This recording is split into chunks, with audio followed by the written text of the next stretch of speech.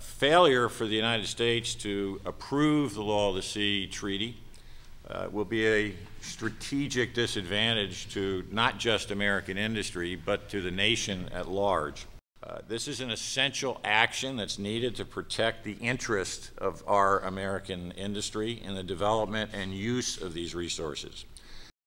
We're now watching from the outside as the guidelines and protocols for conduct on the world's oceans are developed and as certain provisions of the convention are implemented.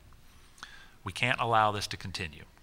The Law of the Sea Convention is good for our nation, and we at API certainly urge the Senate to give its approval. Ratification of the treaty will enhance U.S. businesses' ability to compete internationally, putting us on a level playing field with many of our competitors who already have access to the benefits of the treaty. We believe it is in our national and economic interest to ensure an expanded source of rare earth elements, given the virtual monopoly that is widely reported as existing today for those resources.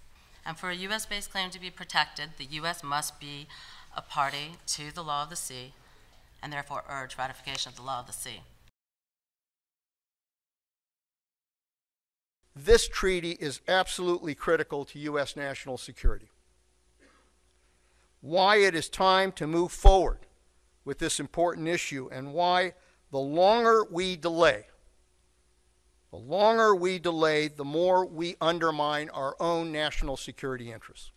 Not since we acquired the lands of the American West and Alaska have we had such a great opportunity to expand U.S. sovereignty. It's my privilege to join Secretary Panetta today to speak in support of the Law of the Sea Convention. It codifies navigational rights and freedoms essential for our global mobility. It helps sustain our combat forces in the field. It includes the right of innocent passage through foreign territorial seas, the right of transit passage through international straits, and the right to exercise high seas freedoms in foreign exclusive economic zones, all without permission or prior notice. Joining the convention will lock in vital navigation rights that ensure the mobility of Coast Guard cutters, Navy warships, and other U.S. vessels and aircraft, and will protect America's sovereign rights over offshore resources that the Coast Guard is charged with protecting on behalf of the American people.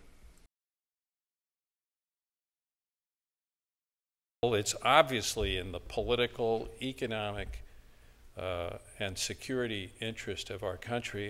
For the Arctic and a continuation of American leadership in this region, the answer begins with the Law of the Sea Treaty. With each passing day that we do not ratify, we place America's national security in the North and our economic vitality at risk. Ratifying the Law of the Sea will put America on a path of continued maritime preeminence for the decades ahead. What it's really doing is massively increasing the area of sovereign rights of the United States in resources in an area larger than the Louisiana Purchase and the acquisition of Alaska combined. This is a staggering increase.